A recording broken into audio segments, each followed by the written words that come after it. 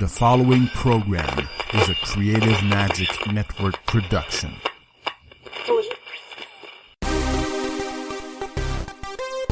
You're listening to the Frederick Bai Show, where sky is the limit and space is the place. Here's your host, Frederick Bai. Alrighty, hello everybody. Welcome. Come in, sit down, relax, put your earbuds on. Welcome to the Frederick Bai Show, and this radio podcast is about unleashing your creativity. We talk to experts, we step into the unknown. It is an inspirational, magical, intuitive radio podcast as we chat with charismatic enigmas. That's right. Artists, entrepreneurs from around the globe. Musicians, singers, radio hosts, business people, photographers, everything in between. I am Frederick Bai, the man of the hour, the man with the power. Too sweet to be sour. I'm funky like a monkey. Hey, I sting like a bee, produce sweet honey, and I am pretty. I am your favorite French-Canucker. And today we're going to have a fascinating, funny show. That's right. We're going to chill today. We're going to chill. His name is Sherman. They call him Hurrm. That's right. He's the host of the comedy show Hurrm's House Radio. And its goal is to spread positivity through laughter and help grow small businesses. You can find him at Spree and the iTunes store. How are you today, Graham? Or Hurrm? Hey, I'm doing well, Fred. How you doing?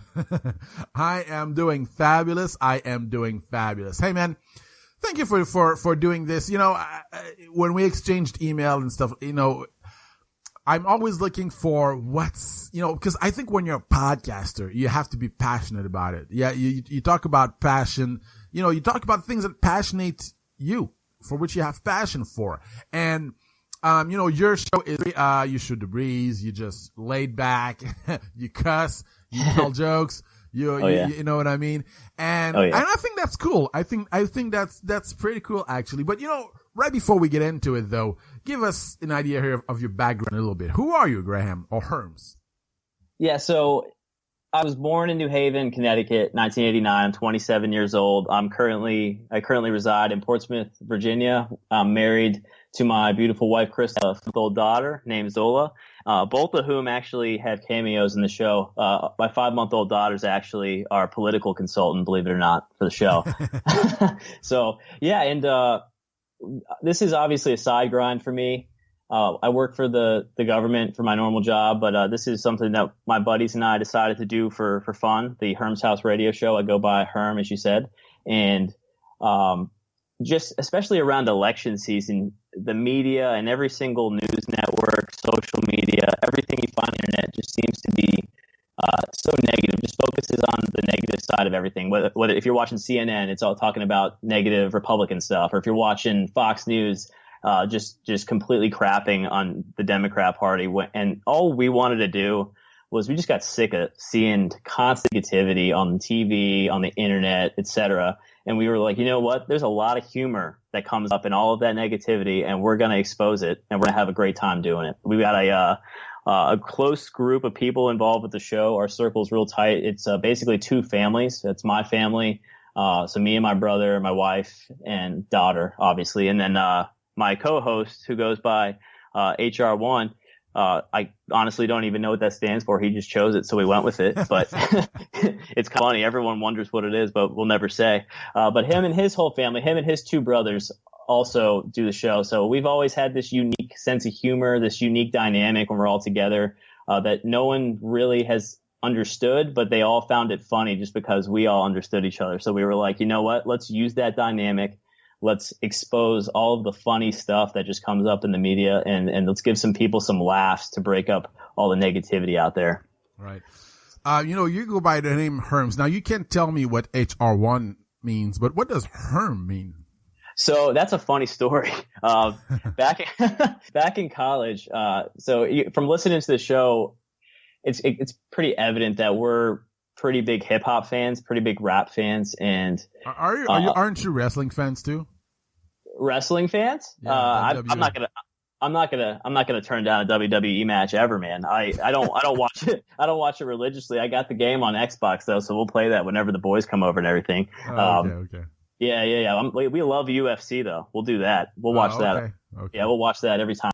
But yeah, Hurrm actually, we were just, I mean, obviously we talk about a lot of alcohol filled adventures that we've had from college and a little bit after college. And that's kind of how the name came up. We used to freestyle rap for fun. And I called myself Graham, and everyone was like, what is that? And I was like, I have no idea. And they were like, that's awesome. So then literally after that day, for the remainder of my time in college, and it's stuck after college, all my friends just call me Hurrm now. And so that's like the personality that the show kind of takes on. Right. Now you set up a podcast now and you set up, you're doing some creative endeavors right now. You're doing, some things that obviously you have fun doing, And yeah. Okay, but did you grow up, because you work for the government and stuff, but did you grow up in a household of creative people? What kind of household did you grow up in? Yeah, Was it more, hey man, you need to go to college, you need to become a doctor or an engineer, otherwise you're going to be a screw up in life. You know what I mean? Yeah, I got you. I know what you're saying. So I grew up, it starts back when I was born. My parents met in college and they started dating after college, got married, shortly thereafter, and had me pretty much right away. And, they both, I mean, like the Drake song says, started from the bottom, now you're here. That's really them. That defines them. They started with absolutely nothing. Like my mom had me as a newborn, was working at a ShopRite grocery store to make a little extra money. My dad was a door-to-door salesman, and he was kind of a kill what you eat kind of salesman. Like the only money he ever brought home was if he made sales. He was solely on commission. That's a hard life sometimes. It's a hard life. It's a hard life, and obviously I don't remember any of this because I was an infant, so I can't say that that the experience of it defines me at all. But just from hearing them tell the story of how my dad did so well selling door to door that a sales company that paid an actual salary saw what he was doing. Somehow he met someone doing a sales call. They hired him. And then we at the time were living in Section 8 housing because they couldn't afford anything more. And getting that, just my dad and my mom just agreeing that they were both going to grind it out. They were both going to work. My mom, I'm pretty sure my mom had me there at work with like her and employees watching me because they couldn't afford daycare. Just doing that in Connecticut. And then my dad able to be successful enough, basically just because he knew he had to support his family. He knew he had to. He knew that moment in time where he's doing door-to-door sales, that was not going to define my dad. That was where he was at that time, but he knew all along that there were better things in store for him and better things in store for the family. So he used that as motivation and he just grinded it out. Finally, he caught a good break, met the right person, saw what he was doing. I mean, he was selling chicken door to door, and he was doing chicken like Tyson, like a Tyson's chicken salesman. I don't know if it was Tyson's, but he was selling a product, which was, believe it or not, it was chicken, selling that door to door. Wow. And he got picked up by a sales company and moved us to Virginia, and his career took off from there. He used that same motivation to kind of just keep going. He moved up the ladder, became a vice president of sales, and he's been doing higher level sales, like vice president level, managerial level sales ever since. And that was a long road. That was, a 10 to 15 year road for him to get there. He finally got to that status when I was in middle school, entering high school. But that mentality, when he was going through that, that's obviously for any man or woman thrown into that position where you really have to grind 24 hours a day, 7 days a week to make ends meet. It develops this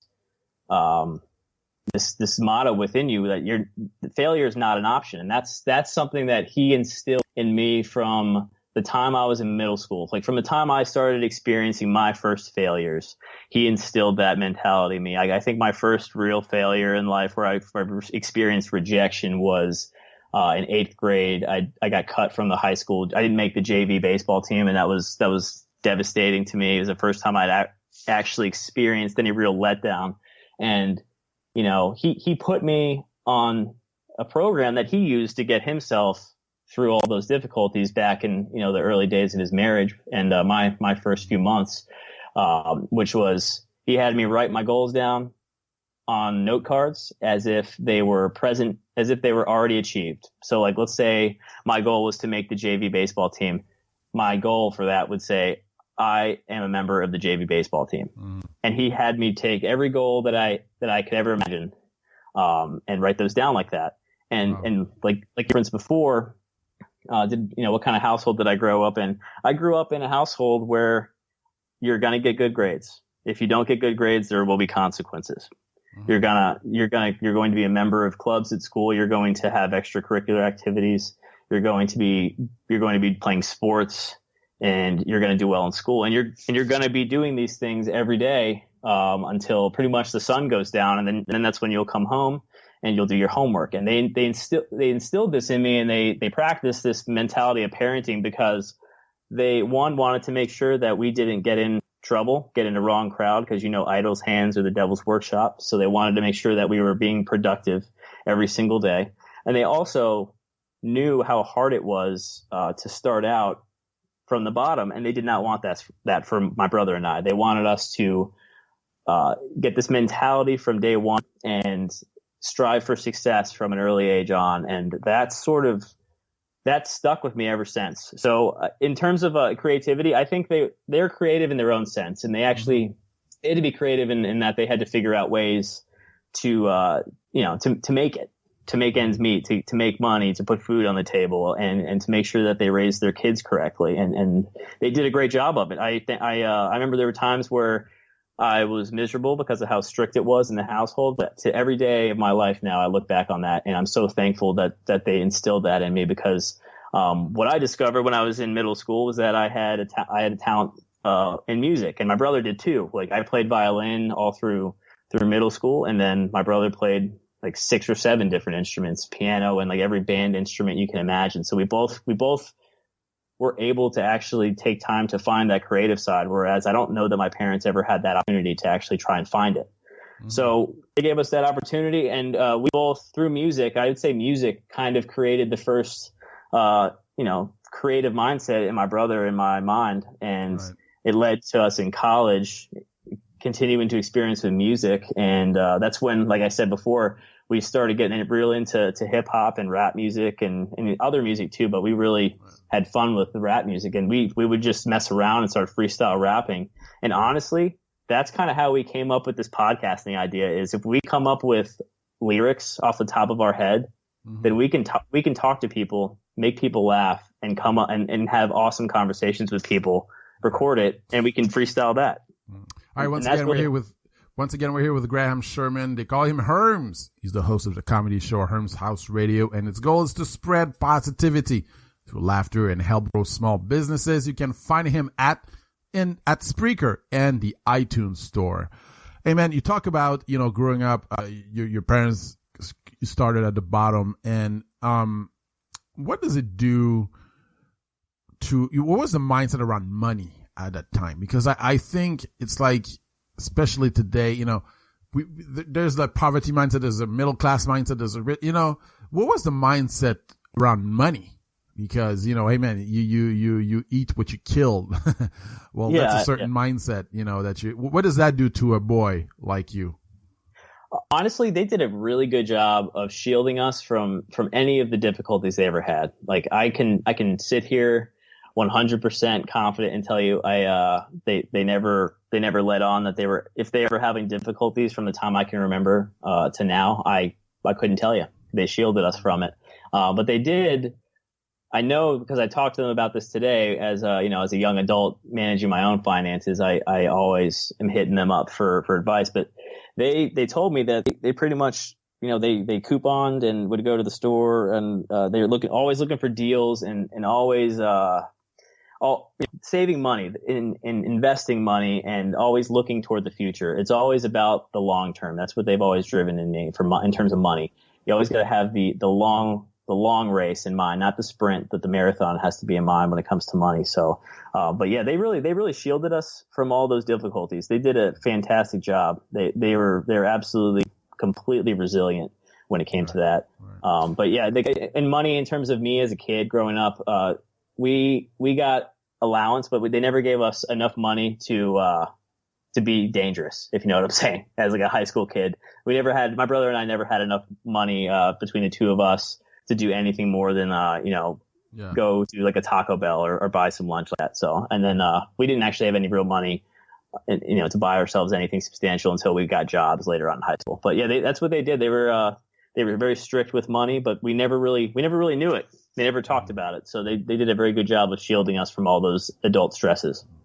All right. So now you go through life and you work for the government and you decide, hey man, I'm going to start this podcast with HR1, and all right. So what was the process and how did the idea come about? Right. Yeah. So HR1 and I went to college together. We're best friends all through college. There was a group of 4 of us, but he and I were real tight with each other.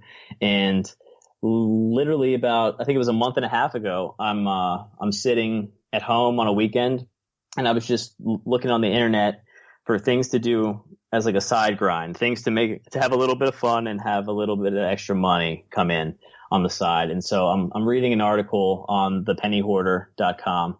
And I see in a list of 20 things that you can do starting right now that'll be fun for you and potentially make a little bit of extra money. I saw podcasting, and then I started thinking about it because I listened to podcasts, and that's when the whole flashback to the freestyle rapping came back, and I was like, we could totally do this. So I called HR1 up on the phone.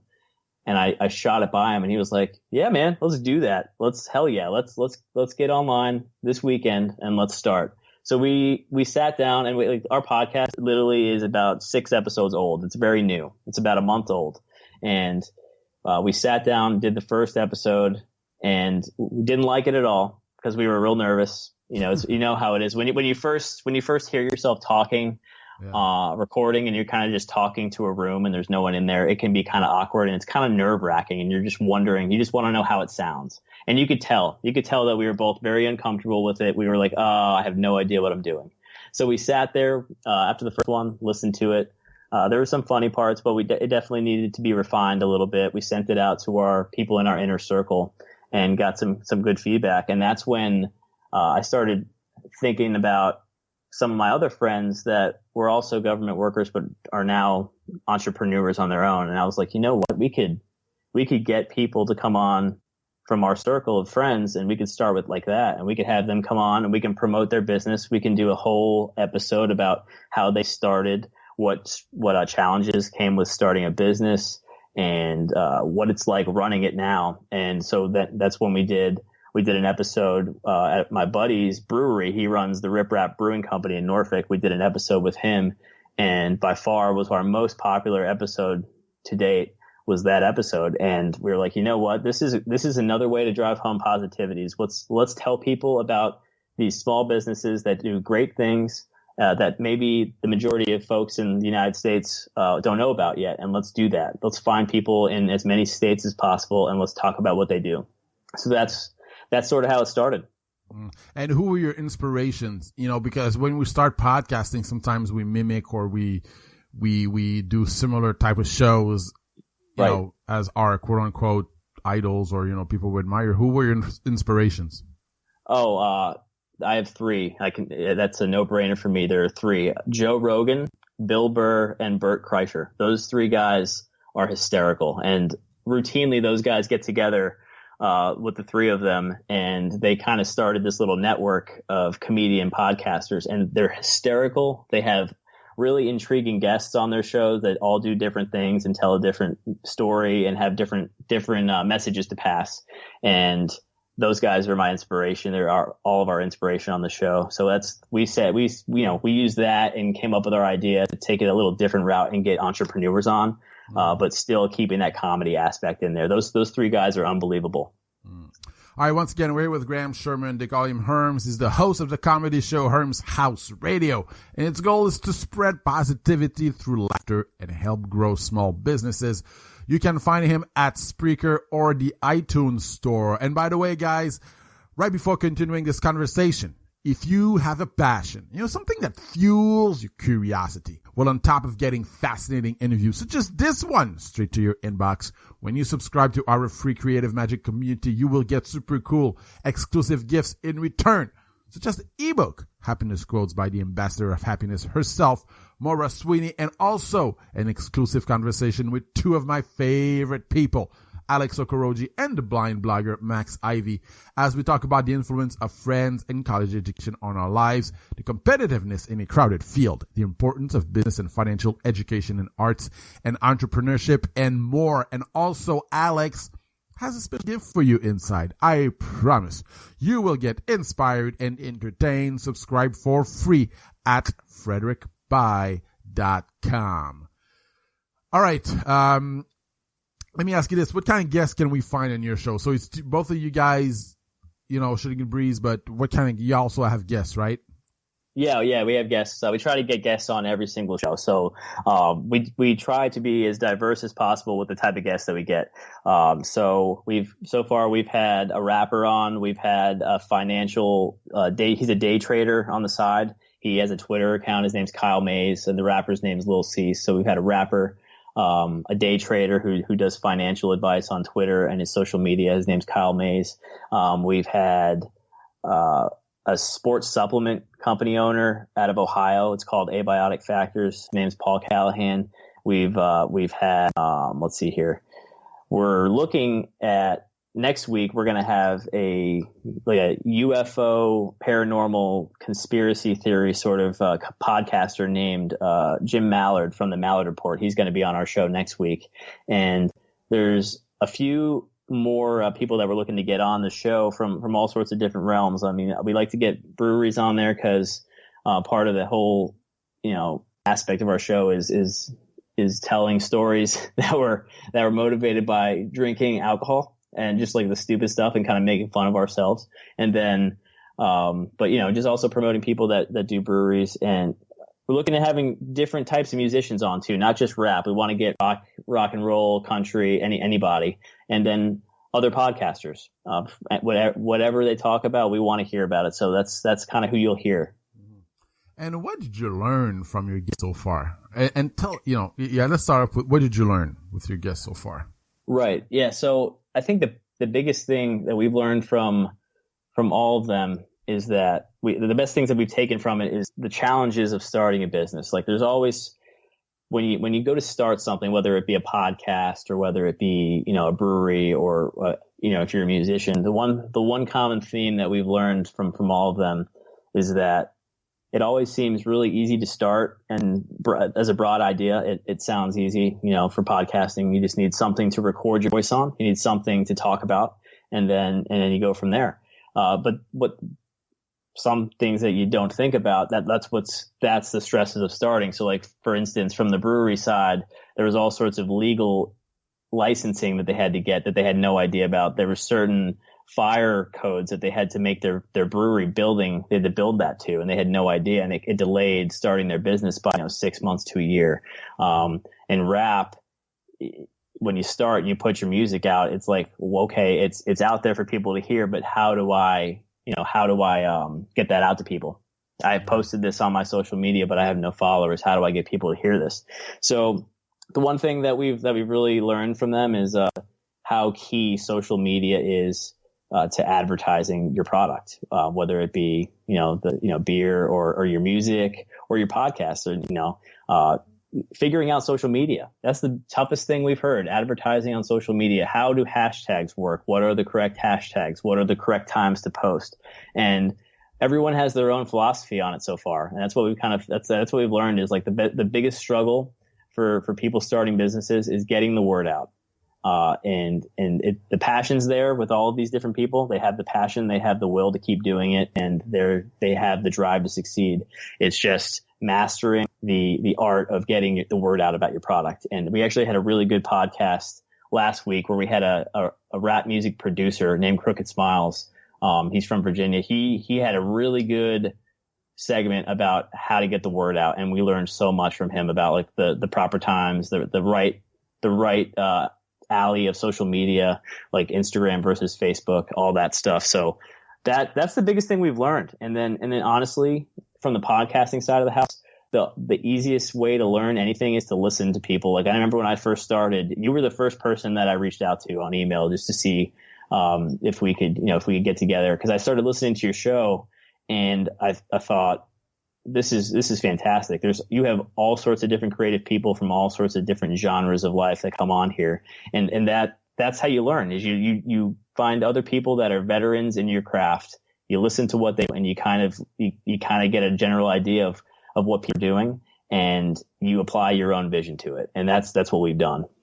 Yeah, thank you very much, man. Thank you very much. Yeah, I think you're right. That's what we all do. You know, we get inspiration from others. You said that the purpose of your life is to spread optimism to the world and drive home the power of the human mind, and how a mindset is actually what creates success. How do you intend to do that?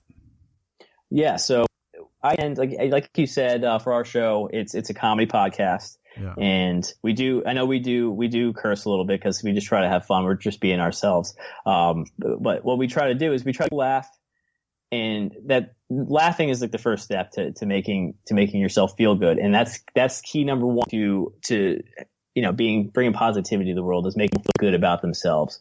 So, how I plan to keep doing that, and kind of what my drive is for doing the show and everything that I do in my life, is you need to convince yourself as a person that you are capable of doing anything you put your mind to. I know that sounds really cliche, but honestly, any successful person out there never buys into any of the distractions that other people may throw their way. Like, you'll never achieve that. You'll never do this. You'll never do that.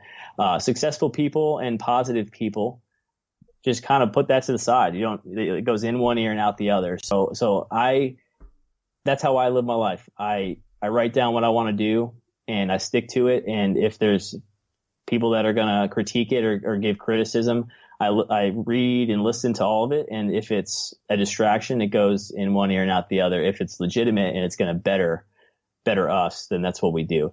We go with that. We'll listen to it. But the key to positivity, and how I plan on continuing to do that, is driving home our message of find the humor in the negativity, stick to your goals, and go for whatever you want to. Like, we just started podcasting a month ago, and now we're here. You and I are here talking, and we're all having fun with it. So, and that's it. I wanted to use this opportunity as well. So, going on other people's show and talking about what we do and what the mindset behind it is, write down what you want to do as if you've already got it, and then read that to yourself every day, and then do whatever it takes to get that. And I promise, if you can keep the distractions out of your life, you're gonna achieve success. You're going to maintain that optimism, and you're going to have ultimate happiness in your life. That's how you got to do it. All right, once again, we're here with Graham Sherman. They call him Hurrm. He's the host of the comedy show Hurrm's House Radio, and its goal is to spread positivity through laughter and help grow small businesses.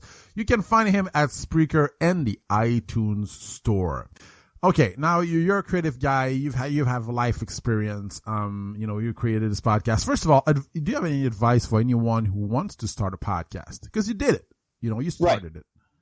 Yeah. So what would you say to them, and how can they go about it? Right. Yeah. So I would say if you want to do it, the first thing that you got to do is figure out what it is that you want to talk about. The first thing that comes with podcasting is you got to have whatever the goal is, whatever the topic that you want to hit every week.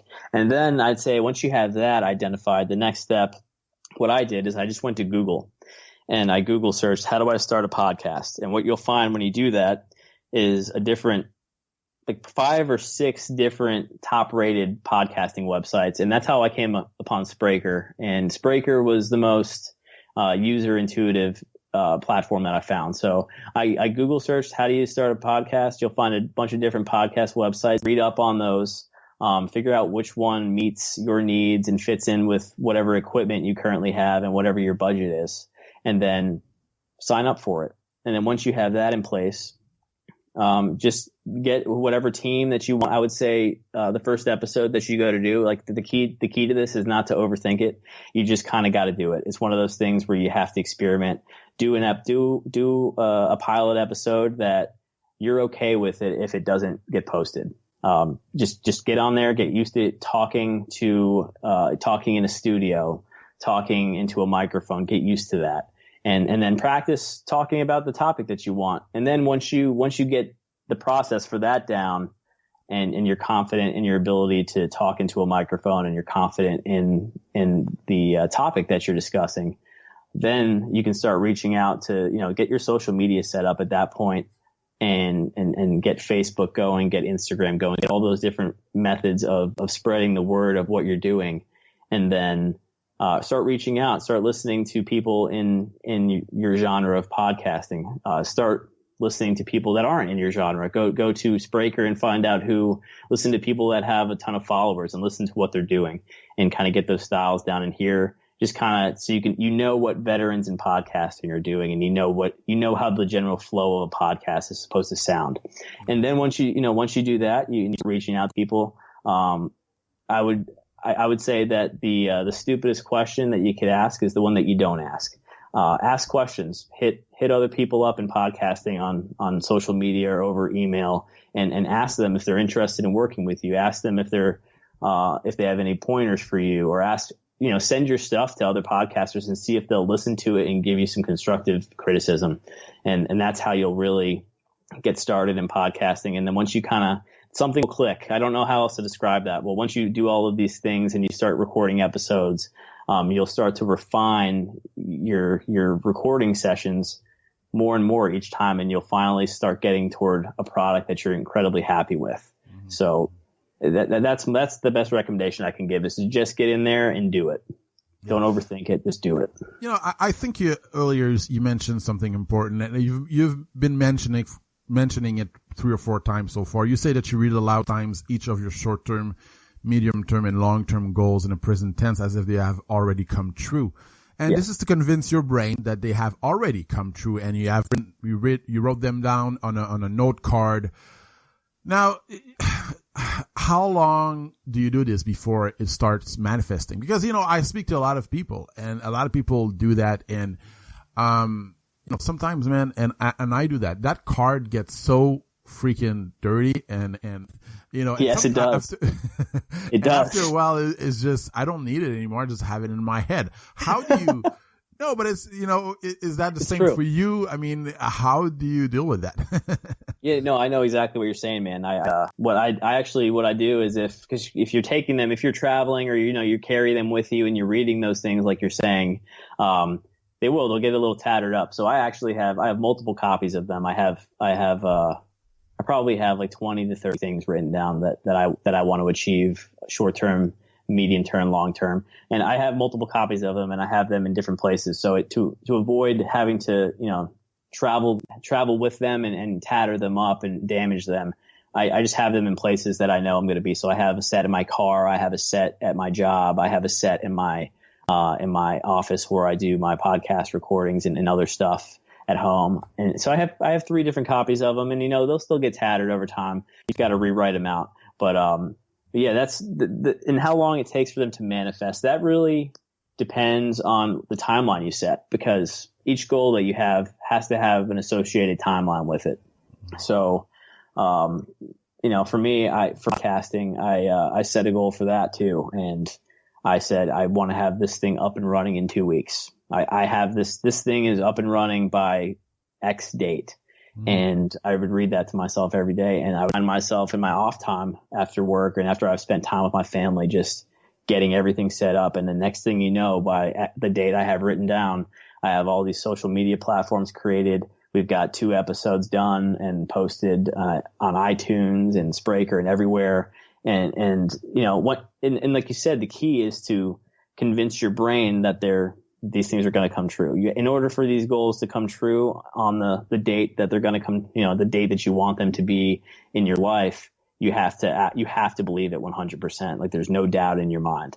And, and I even have to I'll tell you this, like even before I came on this show, I still have to, doubt still sets in. You still start to doubt yourself, even if you have these goals and you're confident in yourself. I have this interview with Frederick Bobbing up. He's, this veteran podcaster. Start getting yourself a little nervous, and then you just got to pump yourself up. I can do this. I'm ready. This is going to be fun. We're going to have a great time. And that's what even though you have these goals written down and you believe in yourself and 100% success, your mind will always go toward doubting you before it goes to believing in you. So you really have to. It's got to be a 100% effort all day long to convince yourself that these things are going to come true. So yeah, they'll manifest themselves as fast as you want them to, as long as that's a realistic date. So I'd say it just depends on short term, medium term, or long term. But I will say that over the course of my life and doing that, the goal setting, whether it be for podcasting or other aspects of my life, family, back in school, academics, etc. I'd say, writing those things down increased my success rate by, I would wager about 80%. So it has worked great wonders for me in my life. It worked well for my dad, and it's a proven method. So if you stick to it, even though, no matter how ratty those things get or damaged those things get, I promise if you just keep writing them out and rewriting them and have numerous copies of those things and you read them out, next thing you know, hey, you got a comedy podcast and you're on the Frederick Bye Show, talking to Frederick Bye, the man, the myth, the legend. Thank you very much, man. Hey, your dad seems to have been a great influence on you. And obviously what you're talking about right now, you told me at the beginning of the interview that it's your dad actually that taught you this, Yes. about this thing. And what did your dad teach you? I mean, he taught you about the law of attraction, basically. Am I right?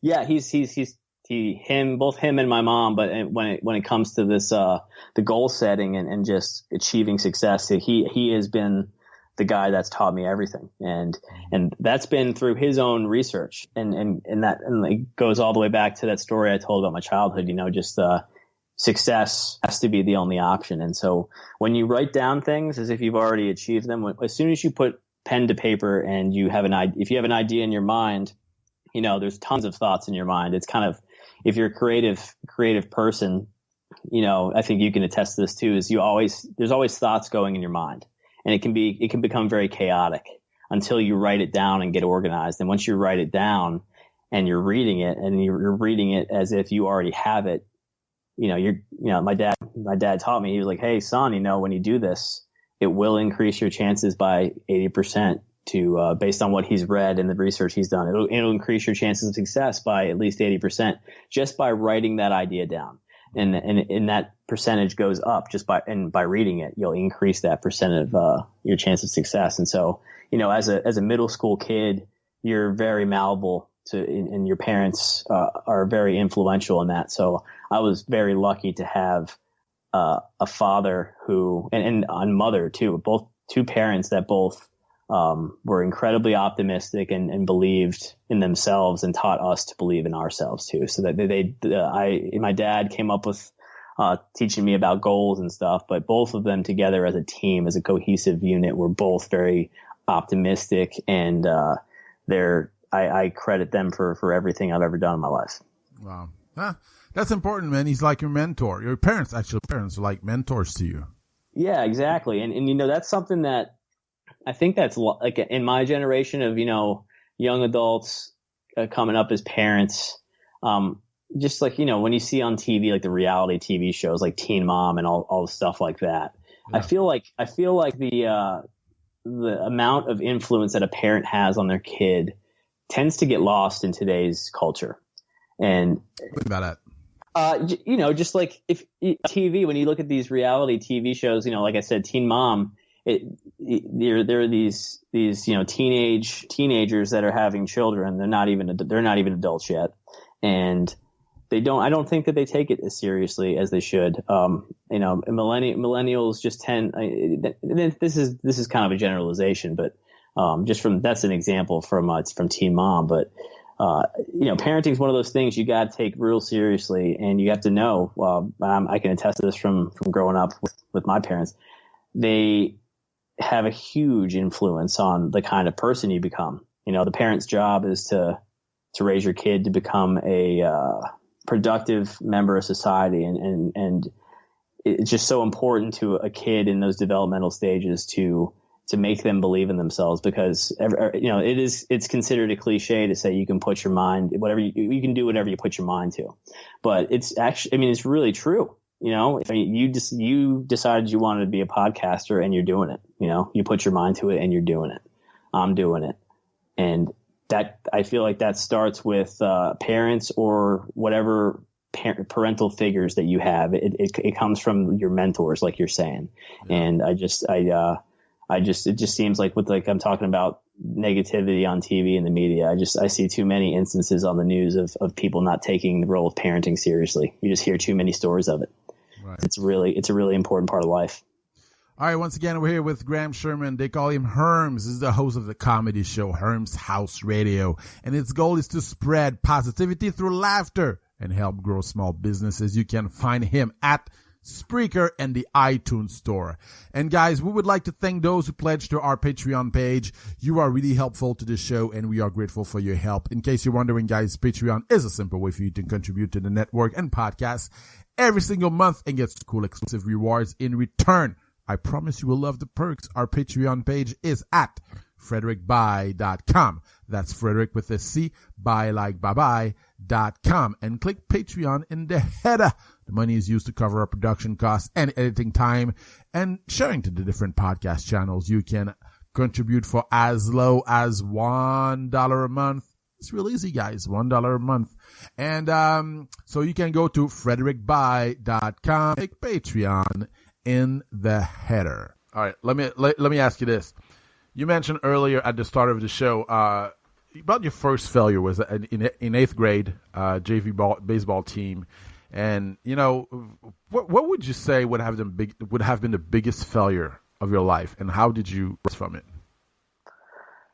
Right. Yeah. So the biggest failure of my life. I mean, let's see here. Or one that really affected you. You know. Yeah. Okay. Yeah. The biggest one that I think really molded me as a person and actually it made me come out 10 times better for it. But like I said, 8th grade JV baseball, I did not make the team. 9th grade JV baseball, I didn't make the team. And in 10th grade, that's your last time to do it. So my father, seeing me getting very discouraged by the fact that I wasn't, making this team, and I was crediting that to the fact that I'm a pretty small guy. I'm 5'7", and at the time in high school I was like 140 pounds. I was a tiny kid, a big heart, just really tiny kid, and didn't hit the baseball very far with much power. And my dad saw my motivation to do really anything was starting to slip, and he saw it very quickly. And what he did know that I could do was I could run very fast. And so what he did was all summer long after I didn't make that team, he had me out in the neighborhood with him going on runs. And I had no idea why he was doing it at the time. I thought he was just trying to get my mind off of, this failure. But what he was doing was he was actually trying to get me in shape. He was trying to get my long distance cardio and long distance running, my times down. He was trying to get me in cardiovascular shape so that I could run long distances. And I didn't know why he was doing that, but I just figured, let's go on. He was taking me on a run. Let's get our mind off of this. And what he was doing was he was timing these runs for me. So I was seeing my times go down. And when he was doing that, my confidence was then rising. And I started this lack of motivation to try to play baseball or to try to do anything really. It started to dissipate. It just started to dissipate. And he called the cross country coach at high school and said, "I got a kid that I want to come try out for your team." And I did. I went and tried out for cross country, and I made the cross country team. So he immediately replaced my biggest failure at the time, which was that not making the JV baseball team. He immediately replaced it with a huge milestone. And that's a lesson in itself that he taught me was if you fail, it's not really a failure unless you allow it to be. Unless you mentally say I failed. It's not a failure unless you allow it to be a failure. He taught me to persevere. If you fall down, you get back up. So he trained me to run. I made the cross country team. It's not really a sports story in my mind. It's more of a mental toughness story, which is an attribute of successful people, is being mentally tough and able to get through those tough times. So when I made the cross country team, my confidence spiked, and sure enough, 10th grade, I made that baseball team finally. And then I went on to play varsity baseball in high school and played in college. And I even played I played 2 seasons after college. So that was such a turning point for me. I'd say the second largest failure was I took the SATs in high school, and I got an absolutely miserable score on the SATs. And I'm trying to go to college. I was trying to go to the United States Military Academy at West Point. So I needed a pretty good score. I was trying to get into some other schools like William and Mary and some Ohio State University, just some other schools that required high scores. And so when I got to junior year and I experienced that failure with the SATs, I kind of was like, you know what? I've been lower than this before. I felt worse than this. And so I sat there and I grinded out practice test after practice test after practice test for 6 months, and was going to, I was working. So I was able to help fund myself to go to, an SAT prep course. And basically it further goes into my, the mindset that my dad and my mom instilled in me, which was, you set a goal, you do what it takes to get it. Mm-hmm. And so that's how you take that's my mentality, is you take the biggest failure in your life and you turn it into the biggest success in your life at the time. If you could go back in time and change something, what would it be? If I could go back in time, I would go back. I would definitely go back to my to your what? I thought you broke. Oh, I'm sorry. Yeah, I would go back to my childhood in high school, and I would make sure that I spent more quality time with my parents. That's something that I feel you don't really realize when you're an adult, until you're an adult. Like when you're not with your parents, how much Like for me, I don't get to see my parents that much because we don't really live. We don't usually live in the same state because I move around a lot. But that's the one thing I wish I could do, is go back and spend more quality time with them. I definitely take it for granted when I was in high school and, childhood, you don't really know any better. That's the one thing I changed. I would tell my younger self, spend more time with your parents, because they're hooking you up. They're doing all these great things to make sure you succeed. Make sure you spend some more time with them and enjoy it. Awesome. All right, man, we're going to wrap this up. One last question. If you were stuck on an island with $500 in your pocket, a laptop, and internet connection, what would you do in the next 7 days? I'd buy a plane ticket for HR1 to fly on that island so we could record the Hurrm's House radio show. No, I'm saying. That's awesome, what I would do, man. That's awesome, man. Thank you very much. Hey, can you remind us where we can find you, and what is your show about? Absolutely. The show is the Hurrm's House radio show.